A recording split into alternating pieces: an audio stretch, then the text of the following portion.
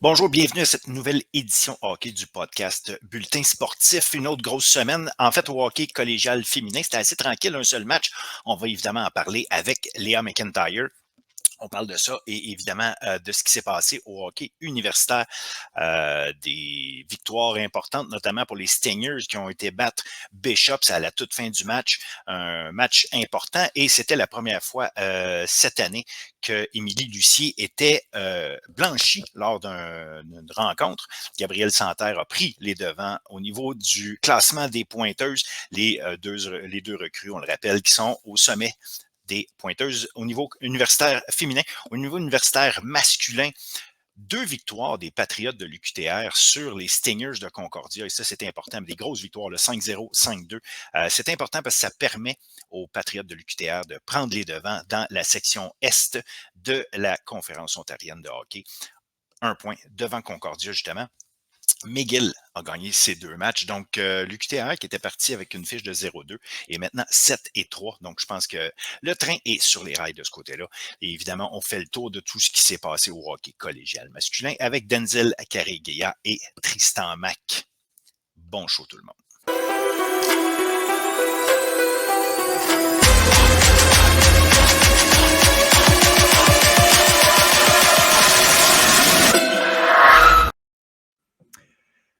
Hockey féminin avec Léa McIntyre. Salut Léa. Salut. On avait un match en fin de semaine, un seul, côté collégial, et vous étiez impliqué. Une défaite de 5-2 face à John Abbott. Mais quand même, moi, en tout cas, j'ai regardé des bouts du match. J'ai bien aimé. Quand même, c'était 3-2 seulement après 2 périodes. Ça a pris un but dans un filet désert pour faire le 5e, fait que ça finit 5-2. Mais je m'attendais, c'est peut-être moi parce que je n'ai pas assez regardé de vos matchs, je m'attendais peut-être à encore plus de domination puis à subir un peu plus. J'ai trouvé que vous étiez une bonne partie du match dans la game. Évidemment, il y a toujours le gros trio quand il est là, ça paraît.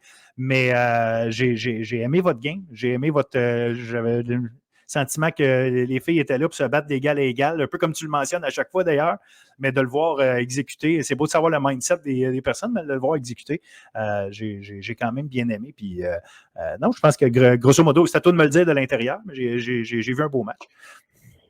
Oui, c'est un match qui a fini 5-2, mais j'ai l'impression que le score ne représente pas vraiment le match.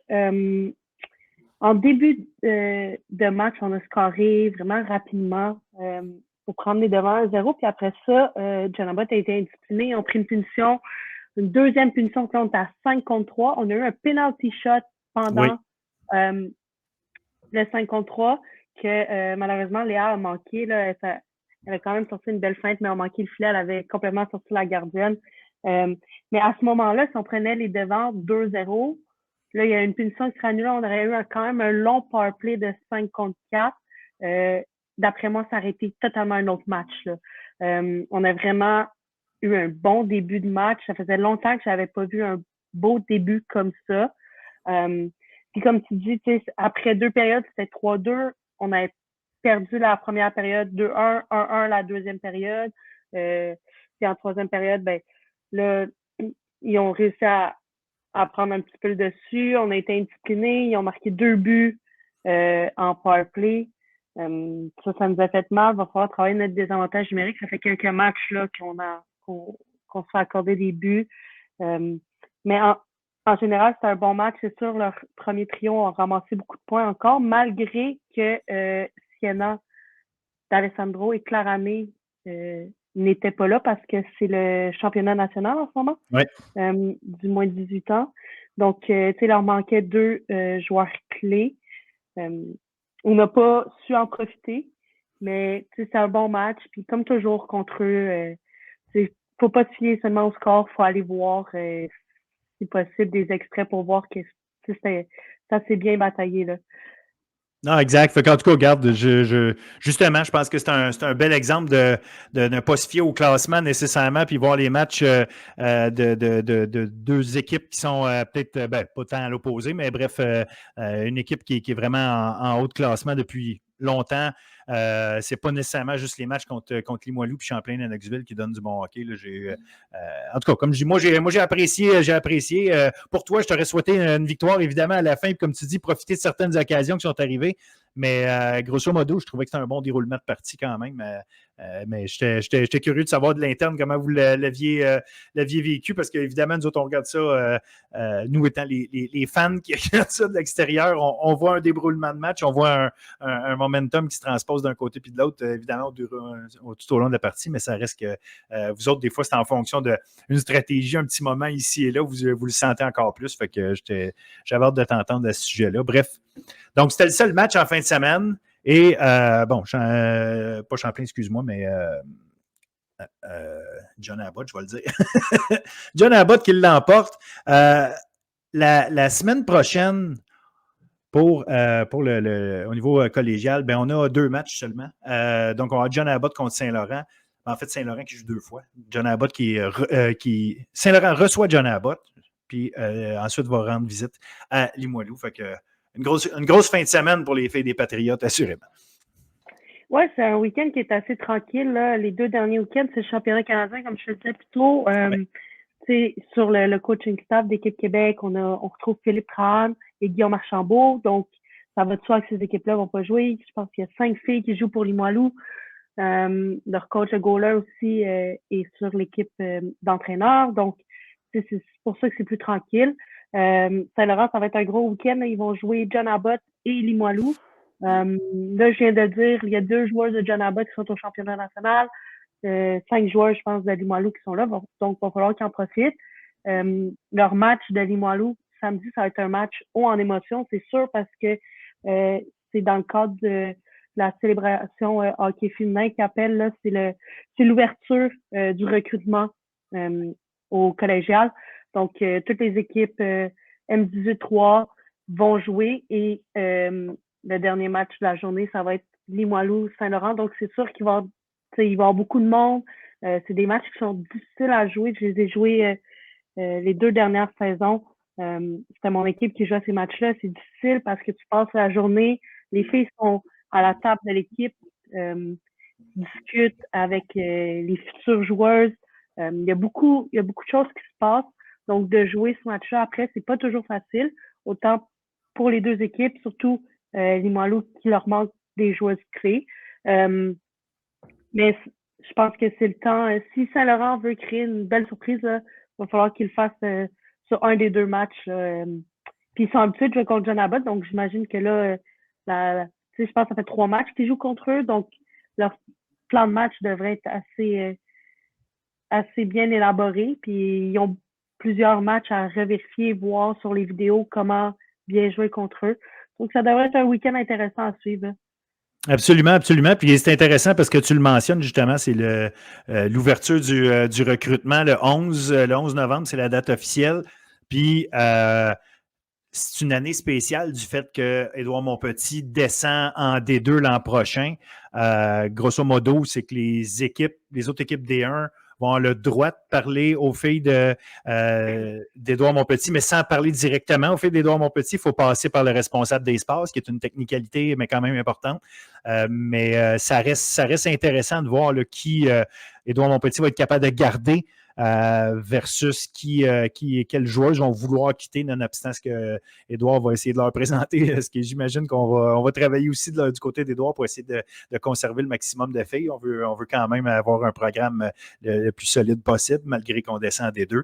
Fait que ça reste une année spéciale là, pour le recrutement. C'est intéressant, pareil, aussi de voir, justement, je pense que les équipes, qu'est-ce qu'ils vont avoir à étudier par rapport au fait des joueuses qui sont M18 versus d'autres joueuses qui sont collégiales. Donc, en tout cas, je pense que vous avez un travail à faire d'évaluation de tout ça. Fait que ça va être intéressant à suivre, assurément. Oui, non, c'est ça. Ça fait plusieurs mois qu'on travaille sur ça, sur le recrutement. Je pense pour tous les programmes, là, ça fait plusieurs mois qu'on observe les joueuses au M18, les joueuses d'Edouard. On savait un petit peu que ça se tramait entre les équipes, entre certaines équipes qui allaient être reléguées. Fait que, les devoirs, normalement, ont déjà été faits rendus à ce temps-ci de l'année.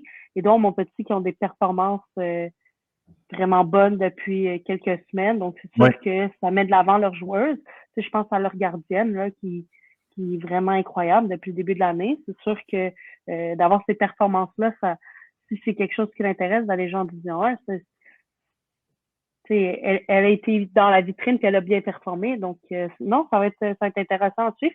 Puis, je vais être curieuse de voir aussi si les joueuses veulent rester, voir les performances qu'ils ont. Puis aussi de voir après ça les joueurs qui vont décider de quitter pour la saison prochaine, comment ça va se décider la fin de saison. Tu sais, savoir que tu t'en vas jouer ailleurs l'année d'après, là tu vas jouer contre eux durant la saison. Tu sais, ça va être quand même un beau défi que Guillaume va avoir là. Oui, effectivement, puis c'est intéressant que tu amènes aussi ce point-là. En même temps, je pense que, oui, c'est intéressant, il faut l'évaluer. De l'autre côté, c'est pas comme si c'était des professionnels où est-ce que tu dis que non, ta carrière collégiale a duré le temps qu'elle dure, puis quand tu joues pour une équipe, oui, ça va être spécial peut-être de jouer contre l'équipe avec qui tu vas peut-être aller t'aligner l'année d'après. Mais en même temps, tu as un match à jouer, il faut que tu joues bien, il faut que tu essaies de gagner ton match quand même. Là, tu peux pas y aller mollo. En fait, c'est peut-être même le contraire. Tu vas vouloir montrer à ton nouveau groupe d'entraîneurs, à ta nouvelle équipe qu'ils ont intérêt à avoir hâte de t'avoir avec eux. Fait qu'en tout cas, ça peut être un point de vue intéressant à suivre. Oui, ça commence là, on a hâte. Là. Donc, ça, c'est un bout. Parlant de collégial, comme évidemment, il y avait juste un match la semaine prochaine, juste 2, on va passer rapidement au volet universitaire. Universitaire, on a eu encore, en fait, on peut commencer hier, ce qui s'est passé. Il y a eu un gros match au sommet entre Bishops et Concordia, remporté dans les dernières minutes par Concordia 2-1. Un match très serré auquel on pouvait peut-être s'attendre à quelque chose de serré, mais on y a eu droit. Franchement, je pense qu'on avait 2 belles équipes en pleine possession de leurs moyens qui se sont affrontées. Ça a donné un match serré. Fait que ça regarde bien pour le reste de la saison puis la confrontation de ces 2 équipes-là, des Gators et des Stingers. Oui, plus la saison avance, plus ça confirme que Bishop sont là. Puis présentement, de ce qu'on voit, c'est eux la deuxième équipe au classement. Puis avec un match aussi serré qui s'est fini vraiment à la fin du match, ils sont pas loin des Stingers qui gagnent tout depuis quelques années. Donc, c'est encourageant pour eux à voir qu'ils sont prêts. Et c'est vraiment une belle équipe à avoir joué les Gators. Puis je suis contente de voir qu'en si peu de temps, le programme est rendu là. Donc, c'est vraiment cool. Ben, ça fait quoi, 3 ans qu'ils sont dans le... 3 ou 4? 3 ans, si je ne me trompe pas. Oui, c'est ça, je pense que c'est 3 ans. Puis on a une nouvelle entraîneur en plus. On a une nouvelle entraîneur avec Valérie Bois là, qui est là. Bon, elle était assistante. Là, c'est pas comme si elle arrivait de nulle part, mais ça reste que ça aussi. Là, ça aurait pu avoir un impact. Non, l'équipe qu'on espérait voir justement continuer à évoluer, l'arrivée de Gabriel Santerre, évidemment, mais c'est intéressant de voir que le succès est déjà au rendez-vous. Là. Puis bon, je comprends que c'est une défaite dont on parle contre les Stingers. Elle ne voit pas ça comme un succès, mais ça reste que globalement, comme début de saison, c'est vraiment solide. Oui, tu parles de Valérie Bois qui est rendue entraîneur-chef, mais leur équipe d'entraîneurs au complet, je pense, a changé. Là. C'est Dom Desmarais est parti. Patrick Jonca, qui était adjoint, est rendu entraîneur-chef à Lennox. Alexandra Boulanger est arrivé. Donc, il y a eu beaucoup de changements.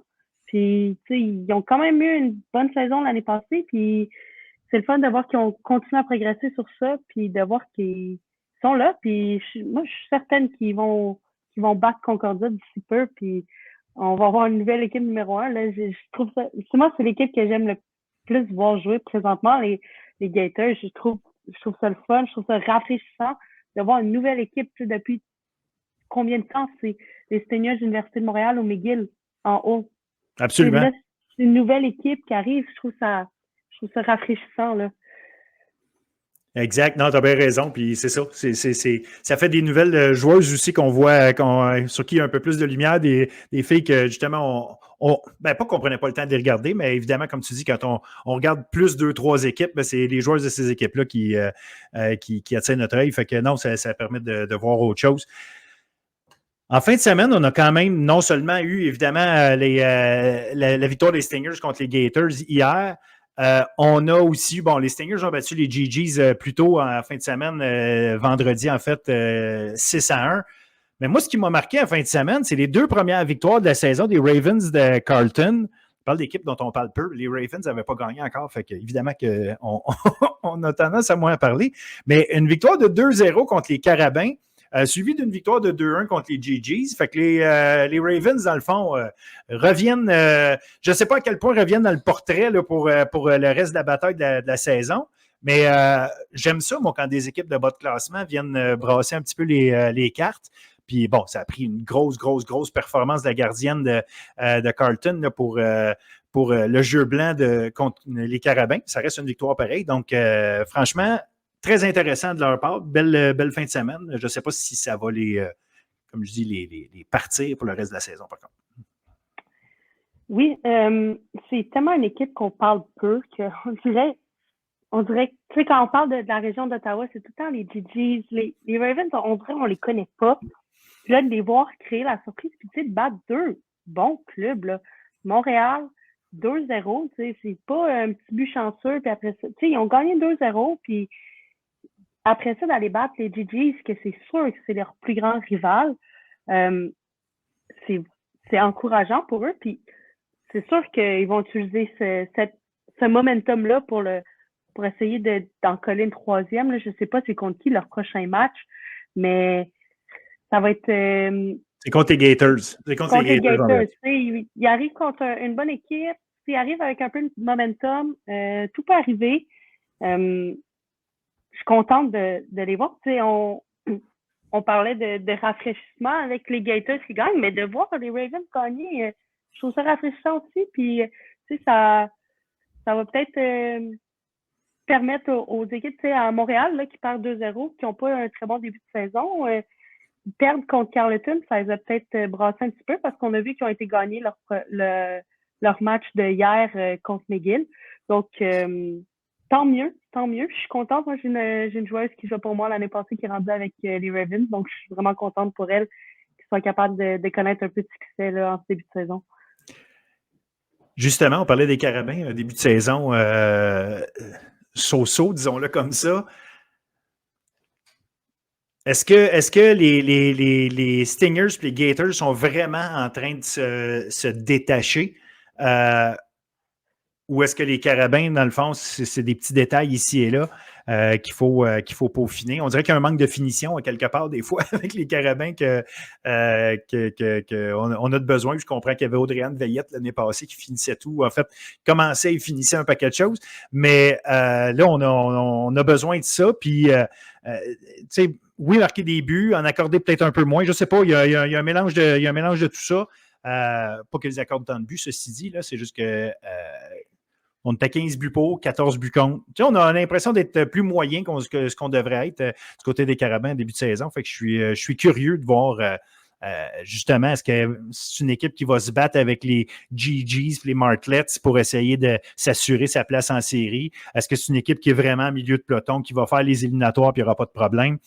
Ou c'est une équipe qui peut vraiment aller se battre avec les Stingers et les Gators pour le sommet? Mon début de saison, le début de saison qui habituellement m'aurait dit avant de commencer, les Carabins sont corrects, ils devraient pouvoir être solides encore. Me donne l'impression me donne aucune impression. Je ne sais pas comment évaluer cette équipe-là pour l'instant. Ben, c'est vrai que c'est dur à évaluer. Tu sais, sur papier, ils ont une bonne équipe. Les performances n'ont pas été à la hauteur, peut-être, en début de saison. Mais là, en souhaitant que la victoire contre McGill va leur permettre... Tu sais, ils ont marqué 6 buts, là. On savait qu'ils avaient moins marqué. Mais là, ils en ont marqué 6. En espérant qu'ils prennent confiance, puis que ça leur permette de tourner la page, vraiment de bâtir là-dessus, puis vraiment de connaître le succès qu'ils sont supposés connaître. Là. Les Carabins, c'est un programme que depuis toujours ont tellement de succès. Je trouve ça difficile de les voir avoir un petit peu de difficulté en début de saison. Mais j'ai vraiment l'impression que là, la défaite contre Carleton les a ébranlés. Puis on a vu, tu sais, grosse performance hier contre McGill, victoire de 6-1. Puis j'ai espoir pour eux que ça va tourner la page sur le mauvais début de saison. Là. Ben, comme tu dis, c'est ça. Cette performance-là de 6 buts, est-ce que c'est juste un soubresaut de oups, l'attaque s'est mise à fonctionner ou c'est justement un départ? Parce que c'est ça que je disais, ça revenait à 9 buts en 5 matchs avant ça. Donc, quand tu étais une moyenne de moins de 2 buts par match, à un moment donné, c'est frustrant. Puis c'est pas parce qu'elle ne tire pas au but. Là, je pense que il y a du jeu, là, mais quand je dis manque de finition, il y a un élément là-dedans là, où est-ce que les Carabins ont besoin d'aller, veut pas. Peut pas juste être une équipe qui, défensivement, fait un travail correct puis qu'ils ont des bonnes joueuses en défense. Si tu veux aller compétitionner contre les Gators puis les Stingers, il faut que tu arrives à marquer plus de buts. Donc, ça va être un enjeu. En fin de semaine, peut-être justement que, parce que là, on va affronter les GGs et les Ravens. On reçoit les deux équipes à domicile. Fait que peut-être que c'est une occasion encore de justement contre les Ravens. On va vouloir. Il y a une revanche là, à les prendre assurément. Puis contre les GGs, bon, une occasion, c'est une équipe justement que je mentionne comme étant peut-être une rivale pour se battre pour les séries. Peut-être que c'est une belle occasion de distancer ces équipes-là puis de se repositionner vers le sommet.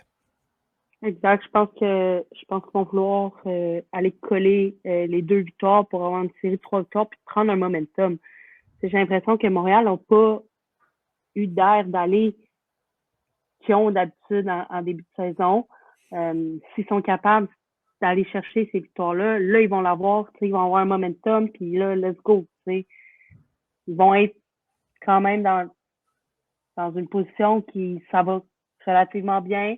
Il n'y a pas beaucoup de matchs à jouer encore, donc ils ne sont pas trop loin encore. Ils vont pouvoir revenir au classement puis se battre pour la première position. Là. Ben, ça va être difficile pareil, parce que les Stingers, on va se le dire, ils ont toute une équipe. Puis je rappelle que Rosalie Bégincir n'est pas là non plus depuis le début de l'année. Fait qu'elle, quand elle va arriver, c'est comme l'ajout d'une. Ça fait comme une très grosse transaction d'un coup, si on parlait en langage de la Ligue nationale. Là. Ça va être tout un ajout là, quand elle va être là. Il y a déjà qu'elles ont du firepower, si tu me permets l'expression, amplement. Ça va faire mal aux autres, appelons ça comme ça. Ouais, je suis curieuse de voir quand Rosalie va revenir dans l'alignement. Comment ça va se passer? Elle va jouer sur quel trio? Est-ce qu'ils vont garder le duo Émilie Lavoie, Émilie Lucier ensemble? Ça va quand même être intéressant de voir comment ça va se placer, mais c'est sûr que ça va être game changer d'avoir une joueuse aussi dominante dans leur line-up. La bonne nouvelle, c'est qu'ils performent tout autant sans elle. Ils sont capables d'accumuler les points.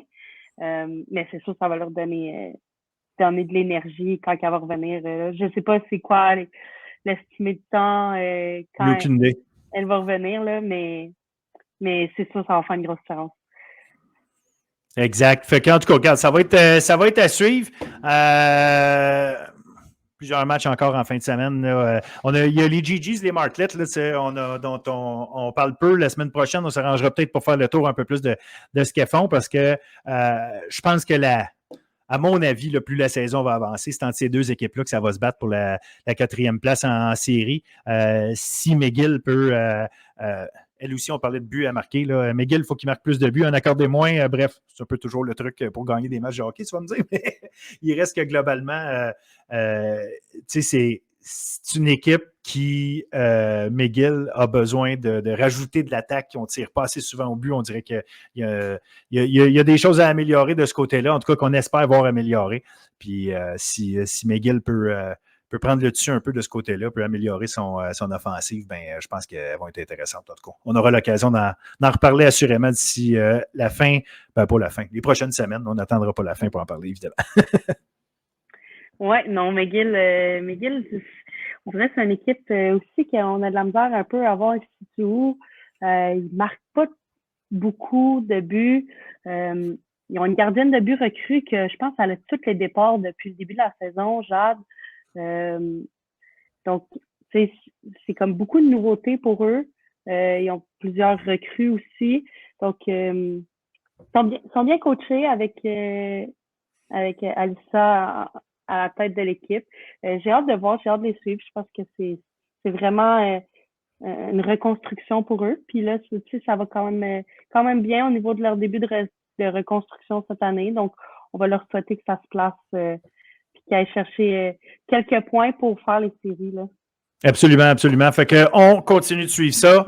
Je te souhaite une bonne semaine, bonne préparation de recrutement, étant donné que vous ne jouez pas en fin de semaine prochaine. Et assurément, bon début de négociation ou de discussion avec tout le monde, là, parce que ça va être une période très occupée pour toi et ta gang dans les prochains jours, I guess.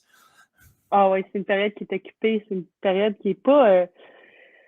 tu sais, de tout le temps essayer de vendre, c'est pas ma période favorite. Mais bon, on n'a pas le choix. On n'a pas le choix de passer par là si on veut que notre programme continue de développer. C'est une période aussi qui est un peu déstabilisante pour les jeunes. Il y a beaucoup d'attention autour d'eux, les cégeps. Il y en a qui vont recevoir des offres de chacune des équipes. Ça va être une période qui est quand même stressante. C'est une période qui est déstabilisante pour l'équipe collégiale aussi parce qu'il y a des jeunes à chaque pratique qui viennent pratiquer, qui viennent visiter. Donc, non, cette année, ça ouvre le 11 septembre, puis il n'y a pas de signature qui se fait avant le 1er décembre. Okay. Ça donne quand même une belle période pour les jeunes du M18 quand même de prendre le temps de réfléchir parce que c'est leur avenir. Là. Tu ne veux pas choisir ton école, tu choisis un programme scolaire. Ton avenir en dépend. Donc, je trouve ça le fun que cette année, la période soit un petit peu plus longue pour vraiment leur permettre de prendre une bonne décision éclairée pour savoir où ils vont être le mieux puis où ils vont se développer le plus. À quel point vous fouillez à l'extérieur des cadres de la LHEQ? Étant donné que la LHEQ, bon, c'est la Ligue de développement de l'élite établie par Hockey Québec. Même chose, la suite, c'est le collégial D1. C'est vraiment Hockey Québec là, qui statue comme étant les structures de développement de l'élite. Est-ce que vous allez fouiller en dehors de ça, de la LHEQ, beaucoup, ou c'est vraiment, on se focus là-dessus, puis on va chercher les finissantes? Je te dirais que la majorité des joueurs vont venir de la LHEQ. C'est sûr que faut aller voir ce qui se passe du côté masculin. Il y a des joueurs qui sont cachés, qui jouent là. Faut les voir. On les connaît pas, donc faut prendre le temps d'aller voir puis dire est-ce que ça peut, parce que leurs performances avec les gars sont peut-être pas wow, mais quand ils vont venir avec les filles, ils vont peut-être avoir un gros impact. Donc ça, c'est nos devoirs d'aller voir ce qui se passe au niveau masculin. Sinon, il y a le programme de Bourget qui ont vraiment une bonne équipe. D'ailleurs, ils ont battu la meilleure équipe de la LHEQ 2 fois ce week-end. Donc, ça aussi, il faut aller voir ce qui se passe là. C'est sûr que l'enjeu est différent avec Bourget et Stansted en Estrie. Ils sont des prep schools pour ceux qui ne savent pas, là, c'est ça, fait qu'ils ne sont pas dans le système de la LHEQ. Hein. Exactement. Donc, l'enjeu avec eux est que les joueurs ont la possibilité de faire un grade 12, donc sur la 6, puis après ça, ils ont l'opportunité d'aller directement à l'université.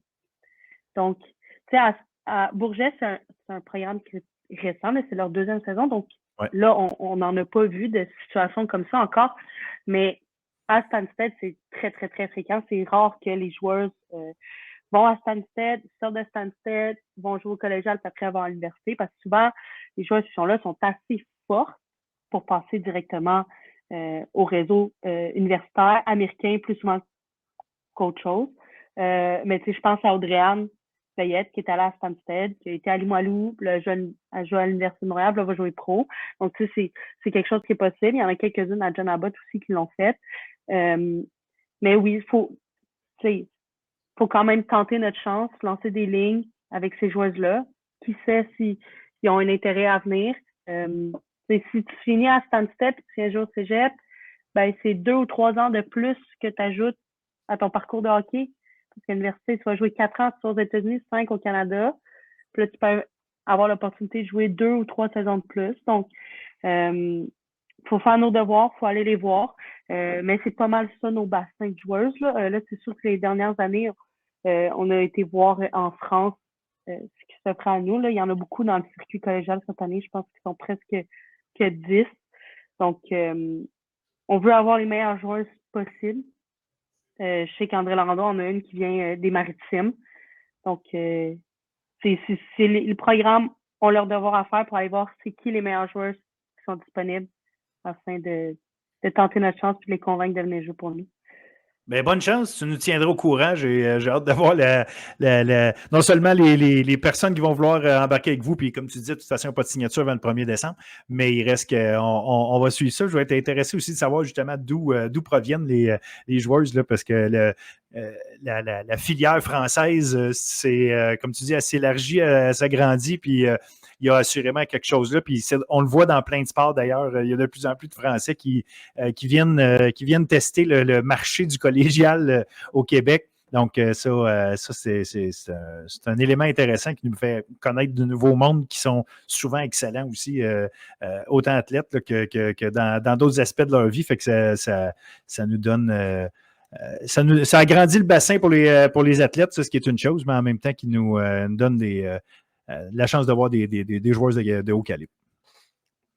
Oui, exactement. Puis pour eux, pour les Françaises, là, c'est cool aussi. Après ça, ils retournent en France. Ils se sont développés ici. Donc, c'est bénéfique, je pense, pour les deux côtés. Ça leur permet de vivre une belle expérience aussi, de venir jouer en Amérique. Pour plusieurs, c'était un rêve de venir jouer en Amérique du Nord. Donc, pour eux, c'est le fun. C'est le fun. Puis, tu sais, la France commence à arriver. Là, d'après moi, d'ici quelques années, vont être en division 1. Là, ils ont été relégués l'année passée, mais d'après moi, la top division là, va être permanente pour eux d'ici peu, là, parce qu'ils ont vraiment des bonnes joueuses qui s'en viennent. Là. Excellent, excellent. Ben, un gros merci, Léa. On se reparle la semaine prochaine en voyant ce qui s'est passé. Hockey collégial et universitaire, évidemment, comme d'habitude. Puis peut-être qu'on aura un dossier ici et là qui traînera, dont on pourra discuter. Certainement. Fait que bonne semaine. Merci. Salut.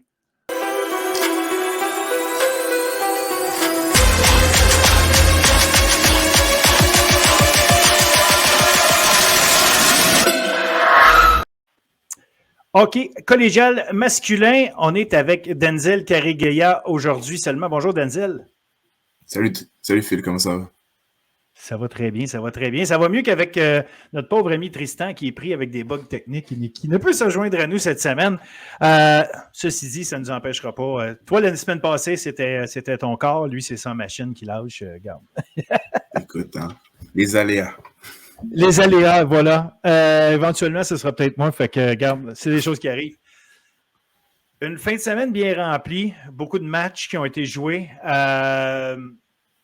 Bon, il y a certains éléments, évidemment, à ressortir de tout ça. D'abord, Sorel-Tracy, 2 victoires. Saint-Hyacinthe, 2 victoires. Et là, on a Tristan Mac qui trouve le moyen de se joindre à nous. Qu'est-ce qu'on le rajoute? Bonjour, Tristan! Bonjour, désolé de ce pépin technique insupportable.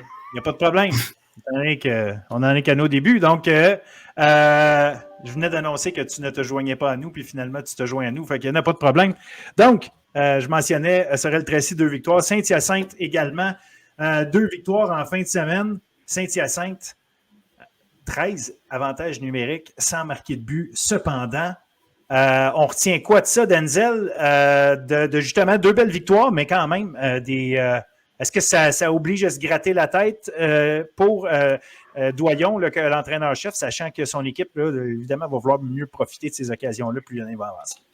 Alors, certainement qu'on va vouloir mieux profiter de ce genre de situation, surtout dans le match face à Saint-Laurent, où est-ce que les Patriotes ont été vraiment indisciplinés, 9 infractions qui ont été appelées contre la formation de Tim Archambault. Mais du côté des Lauréats, on s'en sort tout de même sans avoir été en mesure de capitaliser sur l'avantage numérique. Puis, on a affronté une équipe des Patriotes qui voulait revenir en force face aux Lauréats. Ils avaient remporté 9-2 face aux Patriotes, les Lauréats, le match précédent entre les deux formations. Puis, je pense qu'à 5 contre 5, les lauréats ont quand même dicté l'allure de ce match. Il faut donner énormément de crédit à Kevin-André Blanchette qui, encore dans ce match, est en mesure d'avoir une grosse empreinte en inscrivant le but gagnant. C'est son 11e filet de la saison. C'est un des meilleurs marqueurs de la Ligue.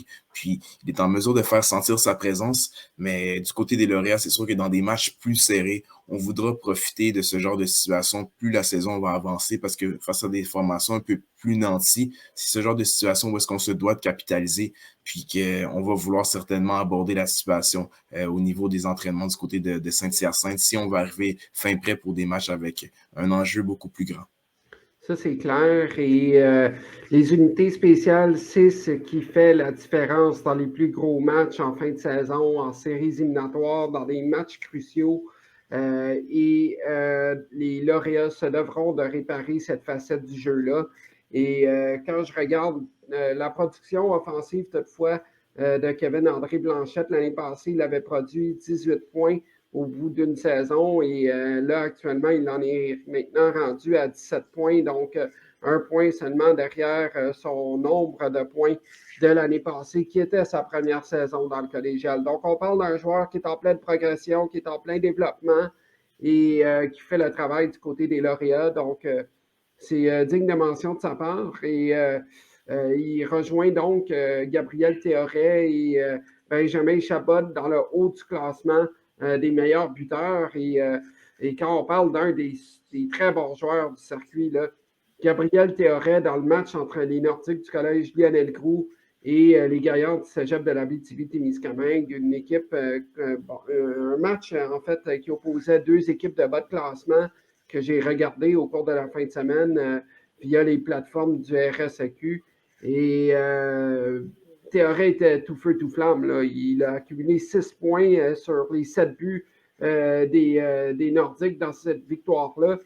Et je voulais le mentionner aussi en sens où est-ce que les Gaillards étaient dans le coup dans ce match-là et on voyait que cette équipe voulait justement arracher cette victoire-là pour ramasser des points pour justement se donner une place en séries éliminatoires. Malheureusement, des erreurs ont donné des opportunités aux Nordiques. Mais ceci étant dit, je ne pense pas que les Gaillards ont dit leur dernier mot en ce qui concerne une place en séries éliminatoires, surtout si des équipes comme Saint-Laurent ou Lionel Groux ou autres dans ce tiers-là du classement ne progressent pas nécessairement à la hauteur de leurs attentes. Là. Moi, je pense que les Gaillards, avec des matchs en moins par rapport à leurs adversaires, pourraient peut-être causer une surprise dans le bas du classement pour faire les séries éliminatoires, du moins la 8e de finale par la porte d'en arrière, comme on dit. Non, en effet, puis dans ce match-là, comme tu disais, 6 points pour Théoret, mais 5 points aussi pour Thériault, c'était 3-3 après 2. Donc, effectivement, Gaillard était dans le match. Parmi les équipes, comme je disais tantôt, Saint-Hyacinthe, 2 victoires. Sorel en a gagné 2, mais ce qui est intéressant, dans une de ces 2 victoires-là pour Sorel, il y en a une qui est 4-2 contre Sainte-Foy, mais il y en a une qui c'est 2-0 contre Thetford. Un jeu blanc de Justin Rioux. Donc, ça, c'est à souligner. Seulement la 2e défaite de Thetford. Donc, franchement, une grosse performance à ce niveau-là qui permet à Sorel de conserver, de se placer au 3e rang du circuit. Donc, intéressant de voir les Rebelles évoluer là, depuis le début de l'année. Oui, absolument. Puis ce n'est pas surprenant non plus, en sens où est-ce que c'est une équipe pour laquelle tout le monde avait une haute estime en début de saison et c'est une équipe qui a vraiment des joueurs de très haute qualité. Je pense notamment à Donovan Côté, à Jordan Prepsil, je pense également à Hugo Vézina-Fusé, il y a Arsenault Roland, Léo Saint-Michel. Je veux dire, c'est le quintet principal de cette équipe-là. Et on parle de 2 gardiens de but quand même de qualité avec celui que tu viens de nommer, Rioux ou Roux, là, ainsi que Félix. Oui, Roux, excuse-moi, c'est pas Justin Rioux, c'est Justin Roux. Donc, c'est quand même intéressant de voir les Rebelles à ce niveau-là. Et ce qui est quand même intriguant aussi ou pertinent à souligner, ils n'ont pas marqué de but en avantage numérique contre Thetford. Et bon, je veux bien croire que Tedford est une très bonne équipe. Je veux dire, tout le monde les voyait là. Mais ce que je veux dire, c'est que les Rebelles ont toujours été une force de frappe en avantage numérique. Ils avaient déjà fini des saisons autour des 28, 29, voire même 33% en jeu de puissance. Actuellement, ils sont postés à un pourcentage de 21%. Donc, j'ai hâte de voir comment ils vont progresser à ce niveau-là. Parce que les Rebelles, c'est une force de frappe en avantage numérique. Ils n'ont pas dit leur dernier mot, là. Ça, c'est clair. Et c'est une lutte très intéressante. Le top 5 du haut du classement de la Ligue actuellement, avec le Boomerang, les Filons, les Janois, les Lions et les Rebelles. Honnêtement, je pense que ça va se décider entre ces 5 équipes-là d'ici la fin de l'année. Et sans oublier les dynamiques dans tout ça, Oui. qui, eux, figurent aussi dans le top 6. Samedi, on avait en fait 3 matchs qui impliquaient les 6 équipes du top 6 de la Ligue, puis on a assisté à des matchs très serrés, comme celui qu'on a eu droit à Tedford entre les Rebelles, puis les Filons. Mais pour en revenir aux dynamiques, je pense que c'est une équipe qui fait des beaux résultats, mais qu'on ne mentionne pas aussi souvent que les équipes qu'on voit dans le haut du classement, parce que pour eux, dans les 10 derniers matchs, c'est pratiquement 7 victoires, une défaite en temps régulier, puis 2 défaites en temps supplémentaire. Donc, du côté des dynamiques, on a continué sur notre lancée cette fin de semaine, même si on a perdu face à Sorel-Tracy dimanche. On a quand même remporté face au Boomerang 3-1. Puis, il faut parler de la prestation de Michael Cloutier. C'est un ancien du séminaire Saint-François dans le circuit M18-3. Il évoluait un peu dans l'ombre de Raphaël Précourt la saison passée, mais du côté de Sainte-Foy, c'est vraiment l'homme de confiance de Philippe Tremblay qui a une défensive qui joue très bien. Mis à part les 3 premiers matchs de la campagne, les dynamiques sont très structurées au niveau de la défensive. L'attaque débloque, puis on n'accorde aucun but à 5 contre 5 contre le Boomerang. Donc, il y a un énorme travail qui est effectué du côté de Sainte-Foy pour continuer sur notre lancée, même si avant d'affronter le Boomerang, on n'avait pas perdu en fait depuis le 23 septembre. Donc, je pense que du côté des dynamiques, c'est une équipe qu'il faut surveiller, surtout si on a un Michael Cloutier devant les filets qui performe très bien. Tu as raison, 35 arrêts contre le Boomerang, oui. Donc c'est à souligner. Et aussi le gardien Marc-Antoine Lemay du côté du Boomerang, bien qu'il ait été peu sollicité contre les dynamiques, a fait tout un travail tout de même. C'est un gardien de but affilié du côté d'André Larando. Il joue au niveau Division 2 et il a effectué des très bons arrêts au bon moment. Le Boomerang s'était tiré dans le pied en début de match contre les dynamiques, mais avait pris le contrôle et le gardien Cloutier a fait un excellent travail. Je pense que c'est vraiment lui qui a dicté l'allure de la fin de la partie. Parce qu'en troisième période, je regarde les tirs au but, c'est 11-4 pour le Boomerang. Donc, c'est clair qu'il y a eu beaucoup d'opportunités de marquer pour l'Orange et Marine et que cette formation-là a été tout simplement bloquée par le gardien Cloutier, qui est digne de mention actuellement. Absolument, absolument. Puis, tu parlais justement, Denzel, quand tu disais qu'il y avait trois affrontements qui mettaient aux prises les 6 premières équipes au classement. Ben, l'autre, c'était Alma contre Champlain-Saint-Lawrence à Alma. Une autre belle performance de gardien de but dans ce cas-ci, là, c'est Dylan Trottier, 31 arrêts, lui, dans son cas. Donc, franchement, là, il y a des gardiens qui se sont illustrés en fin de semaine. Pour Alma, c'était important parce que Champlain-Saint-Lawrence, c'était quand même de la belle opposition. Non, on dit souvent que la Ligue collégiale, c'est une ligue à vocation offensive, mais il faut dire que les gardiens qu'on a dans le circuit cette année, selon moi, c'est de la qualité qu'on n'a jamais vue auparavant. On a des joueurs qui sont en mesure de faire la différence, puis on a des matchs qui sont à bas pointage parce qu'on a des gardiens qui font la différence. Du côté d'Alma, on peut s'appuyer sur 2 excellents gardiens. Du côté de St. Lawrence aussi.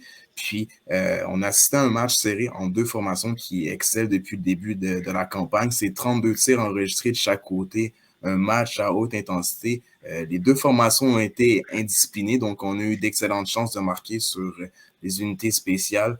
Mais après avoir été surpris par l'Abitibi le week-end passé, Alma qui a repris du poil de la bête face à St. Lawrence, puis je pense qu'on est satisfait encore. Puis il faut prendre au sérieux les Janois cette saison parce qu'ils sont en train de confirmer que c'est pas début de campagne magique qu'ils ont eu. C'est vraiment une équipe à considérer pour le reste de la saison.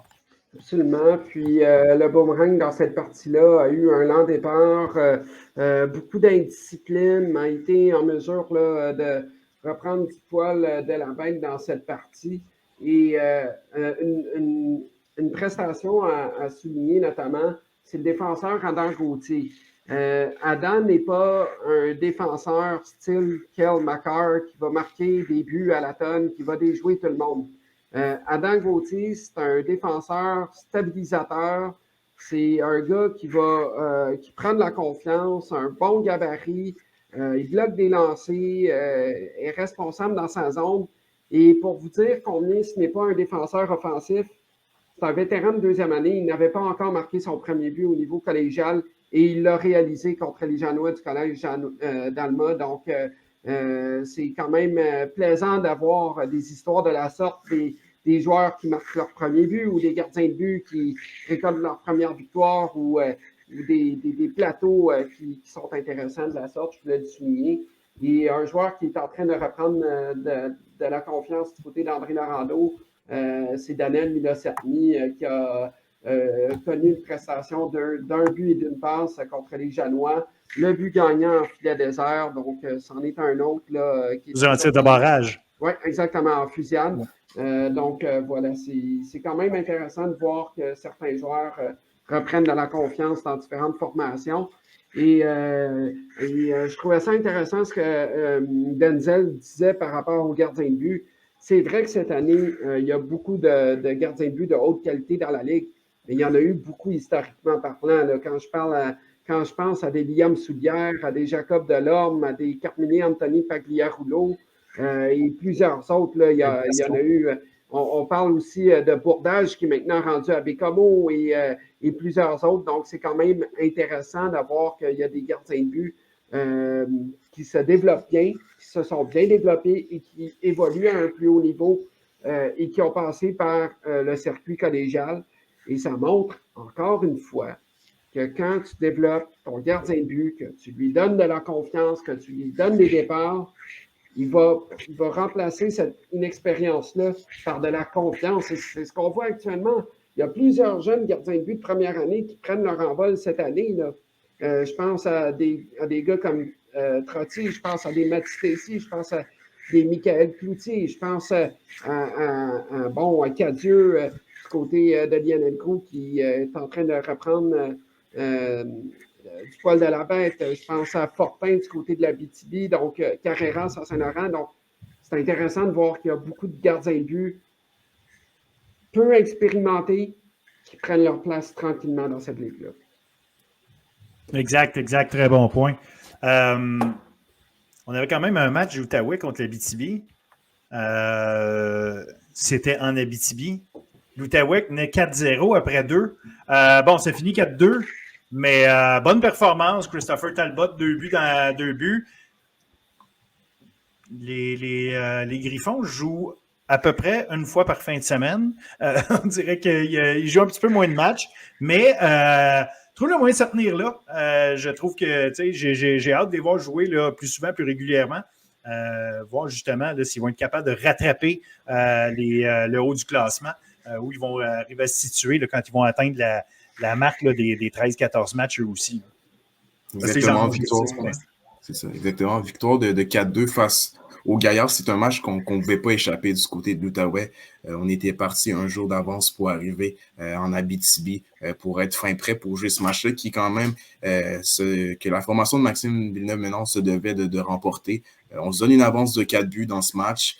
On avait un gardien qui était à son premier match dans le circuit collégial qui a fait face aux Gaillards qui remporte ainsi de suite sa première victoire dans le circuit. Puis les vétérans ont vraiment répondu présent. Puis pour les gens qui sont intéressés à voir les Griffons jouer dans les prochaines semaines, c'est quand même une série de 3 matchs consécutifs face aux filons du cégep de Thetford qui s'en viennent pour les Griffons du cégep de l'Outaouais. Donc ça va être un gros test pour la formation de Maxime Villeneuve-Ménard qui va affronter dimanche prochain les filons. Puis par la suite, c'est un programme double qui va se dérouler à Black Lake pour les Griffons. Donc, ça va être un gros test. Puis c'est sûr qu'on va se devoir d'arriver préparé, puis d'avoir un Mathis Lafontaine en forme. Il a été nommé joueur défensif du mois d'octobre au niveau de la Ligue.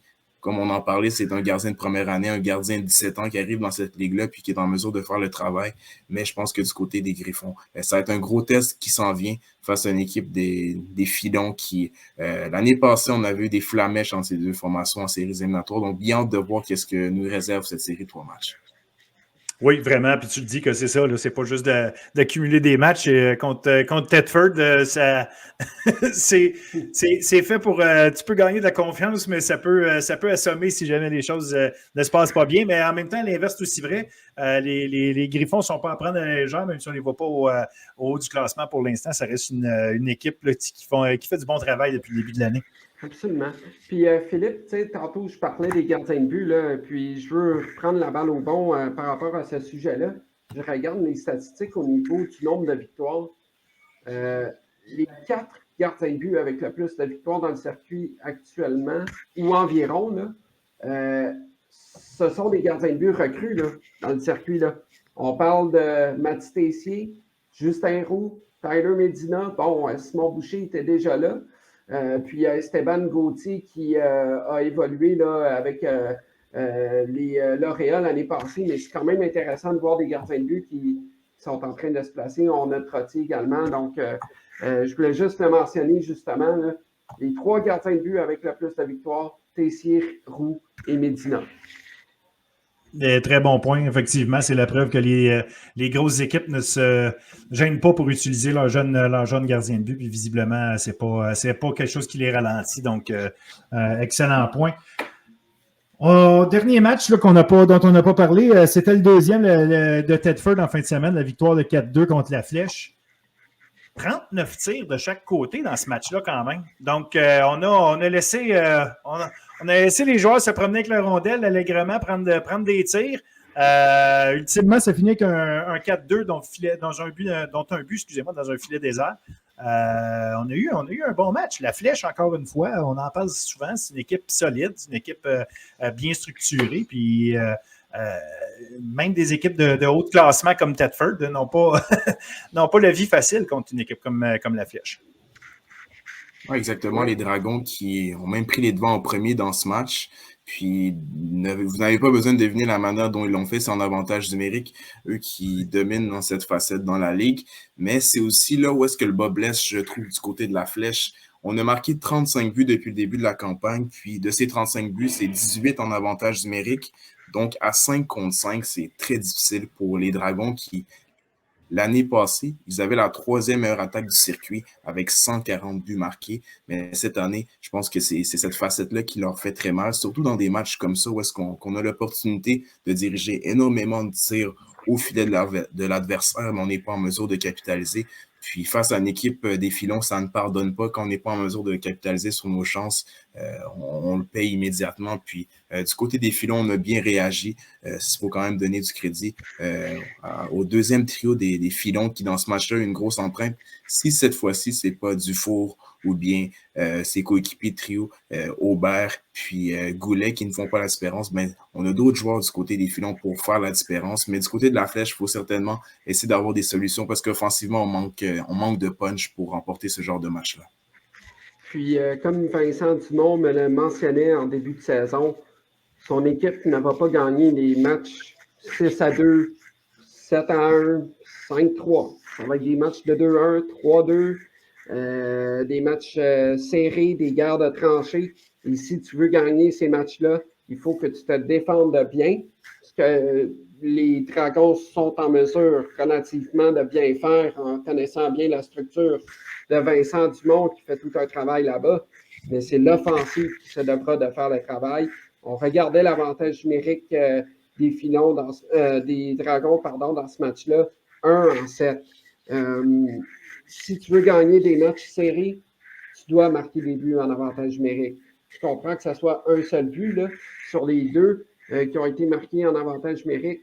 Mais ça veut dire que, 1, ton avantage numérique ne fonctionne pas. 2, ton jeu à égalité numérique, il manque peut-être un petit peu de profondeur côté offensif, mais ça montre la qualité aussi des Filons du cégep de Thetford qui défensivement ne donnent pas beaucoup d'occasions à leurs adversaires depuis le début de l'année. Et ça, il faut le mentionner.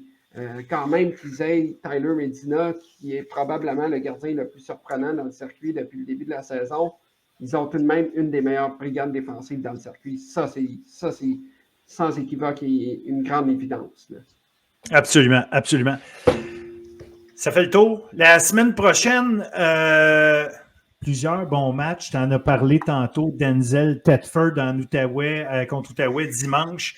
Outaouais précédemment, samedi, va accueillir aussi Lionel Groulx.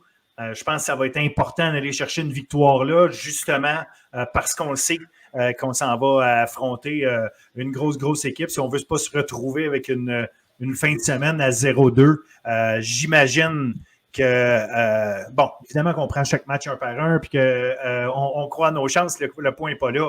Mais je pense qu'aller chercher la victoire contre Lionel Groulx dans ce contexte-là devient pratiquement un must. Ah, c'est un must du côté de l'Outaouais. Quand on regarde le week-end qui s'en vient pour les Griffons, c'est sûr que face aux Nordiques, ça va pas être facile. Ils viennent de remporter eux aussi face à l'Abitibi. On a des Théoré puis des Thériault qui sont en forme. Donc, du côté des Griffons, on se devra d'être prêt à museler cette force à l'offensive qu'on a du côté des Nordiques, parce que c'est un duel qui va être intéressant. Deux équipes qui aiment marquer des buts, qui ont la force de frappe pour marquer des filets, mais je pense que du côté des Griffons, on va arriver avec l'optique de remporter un match à la fois. Puis l'autre match que je surveille, c'est le match entre les Patriotes du Cégep Saint-Laurent puis les Gaillards du Cégep de l'Abitibi. Tristan l'a mentionné en début de capsule que du côté de l'Abitibi, si on veut espérer entrer par la porte en arrière en séries éliminatoires, c'est ce genre de match qu'on se doit d'arriver fin prêt. Puis c'est un match qui va être très, très important pour les Patriotes aussi, qui eux aussi ne vont pas très bien. Donc, on voudra empocher des points face à l'équipe qui est en dernière place en ce moment. Et surtout que c'est un programme double, messieurs. Le duel Saint-Laurent-Abitibi-Témiscamingue, si une des deux équipes ne fait pas les séries éliminatoires, ce qui devrait être le cas, on ne sait pas qui. On ne veut pas jeter le sort sur une des deux équipes. Puis ça se peut que ce soit une autre formation aussi. On ne sait pas. La saison est encore jeune à ce niveau-là. Mais advenant le cas, que ce soit entre les Patriotes et les Gaillards, que ça se décide pour une place en séries éliminatoires. On va regarder cette fin de semaine-là au sommaire à la fin de la saison pour dire peut-être que les 4 petits points de ce week-end-là auront fait mal à une équipe plus qu'à une autre. On verra. Mais une chose est certaine, ce seront des duels intéressants. Je pense notamment Boomerang contre les Lions du Cégep Champlain-Saint-Laurent vendredi. Ouais. Je pense que ça va être le plus gros match de la fin de semaine. Un bon vendredi soir à Georges Manta. Ce n'est jamais facile pour les adversaires à venir jouer ici. Et le Boomerang, ça devra d'être discipliné parce que c'est une faiblesse d'André Laurando, mais en même temps, ça vient avec le style de jeu que préconise la formation d'Alexandre Ardenneau. Donc, il faut trouver une balance entre être robuste et être trop intense. Il faudra trouver le juste milieu. Et d'ailleurs, le Boomerang va recevoir là, des membres d'une unité des Forces armées canadiennes pour le jour du souvenir pour une cérémonie d'avant-match. Donc, toujours important de le mentionner. Saluons les gens des Forces armées canadiennes qui défendent notre pays. Et un autre duel qui sera très intéressant aussi, les Rebelles du Cégep de Sorel-Tracy contre les Janois du Collège d'Alma samedi au Colisée Cardin. Un autre duel à surveiller dans cette fin de semaine-là. J'ai hâte d'avoir un duel entre Olivier Flageol et Léo Saint-Michel, par exemple, qui sont deux joueurs. Léo Saint-Michel et les autres. Exact. Ce que je veux dire, c'est que c'est quand même un match-up, un affrontement entre plusieurs joueurs ayant des pédigrés intéressants. Et ça va être un duel de gardiens de but aussi. Si on est pour avoir un Bernier contre Frenette ou Trottier contre Roux, peu importe qui seront les gardiens de but de départ, ça va être un duel très intéressant, autant chez les patineurs que chez les gardiens de but. Absolument. Je rajouterais à ça, moi, en fin de semaine, la Flèche Sainte-Foy. On parle de Sainte-Foy, qui est une équipe qui est en train qui joue bien dernièrement et tout. Je trouve que c'est un bon test baromètre là, pour savoir où on en est quand tu affrontes la Flèche, étant donné que tu ne peux pas te permettre de jouer un match avec moins de structure, moins d'intelligence, moins d'intensité, moins de tout ce que tu voudras, parce que la Flèche va jouer son match. Donc, intéressant là, pour Sainte-Foy, parce qu'effectivement, si Sainte-Foy joue un match aussi solide qu'ils sont capables de jouer, devrait l'emporter, mais c'est jamais du tout cuit quand on affronte la Flèche. Et on avait quand même mentionné Sainte-Foy en début de saison comme étant une équipe qui pourrait se classer milieu de peloton, peut-être dans la première moitié du classement général. Et c'est intéressant de les voir là. Il y a une lutte palpitante entre les Dynamiques, les Lauréats, les Dragons. Donc, je pense que c'est vraiment là, ça montre la qualité du circuit aussi, la parité des matchs, la parité des affrontements. C'est rare qu'on voit des duels à sens unique ou des blow-outs en bon langage sportif. Là. C'est rare qu'on voit ce type de duel-là depuis le début de l'année actuellement.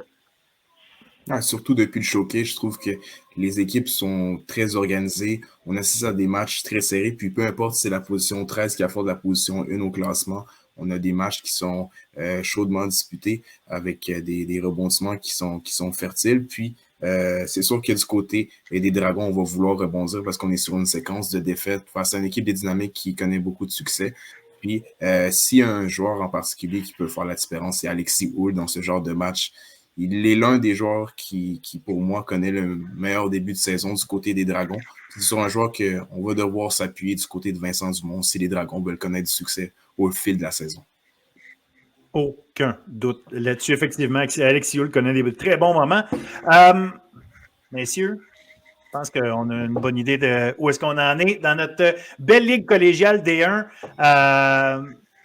Je vous remercie infiniment pour votre travail. Et j'en profite, évidemment, pour vous féliciter, Denzel, avec ton équipe de soccer, des deux, une belle victoire, un beau championnat. Et Tristan, on va t'inviter toi aussi à aller te reposer parce que tu as eu la chance de festoyer avec l'équipe de rugby d'André Laurando. Fait que tout le temps le fun pour ça, le sport collégial, universitaire et compagnie, quand on adopte les couleurs d'une équipe, et surtout d'une école. Il y a plusieurs équipes, fait qu'on a plein de chances de gagner des titres ou en tout cas de participer à des grands matchs.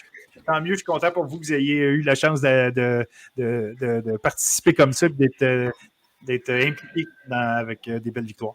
Et ce qui est toujours plaisant là-dedans, Philippe, c'est quand on voit ces athlètes-là qui, quand ça fait quelques années maintenant que tu travailles dans le même programme, tu finis par avoir un certain recul sur les parcours des joueurs qui passent ici, bien que j'ai à peine quelques années de plus que les étudiants athlètes au Cégep André Laurando. Je trouve ça toujours fascinant de voir la progression et le parcours des jeunes qui commencent à 17 ans, qui graduent à 19-20 ans. Puis c'est ça qui est la beauté du sport collégial. Et n'importe quelle personne dans les différentes équipes à travers la Ligue, à travers différents sports, à travers différents circuits, vont parler de ça, justement. Comment les jeunes arrivent dans un programme, ils sont naïfs ou agissent d'une certaine manière quelconque, comme on a déjà eu 17 ans, et qui finissent par là, puis ils se retrouvent au niveau universitaire. C'est absolument fascinant de voir ça. Absolument, absolument. Alors, il ne me reste plus qu'à vous saluer, messieurs. Vous passez une excellente semaine. On se reparle très bientôt en espérant avoir encore droit à des belles performances et des bonnes histoires à se raconter. Bonne semaine, tout le monde. Bonne semaine.